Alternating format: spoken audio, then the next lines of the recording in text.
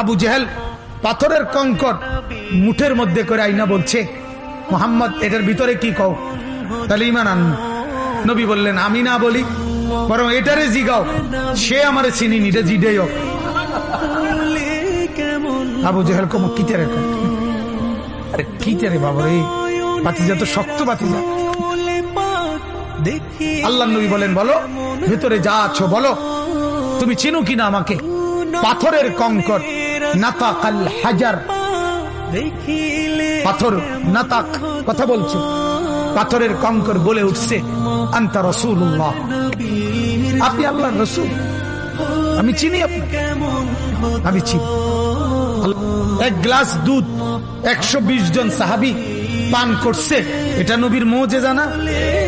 একটা বকরির গোশত 3000 সাহাবী খন্দকের, ওনারা সবাই পেট ভরে খাইছে, এটা মুজিজা না?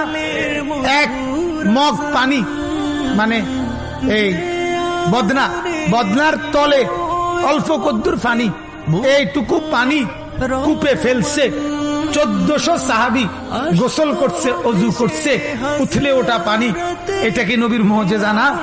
এগুলো সব মর্যাদা, এগুলো সব মর্যাদা, সব মর্যাদা, সব নবীজির সম্মান, ইজ্জত, সবকিছু নবীকে চিনত। জামাদাত, হাইওয়ানাত এবং জিন, ইনসান, কুল কায়নাত আল্লাহর নবীকে চিনত।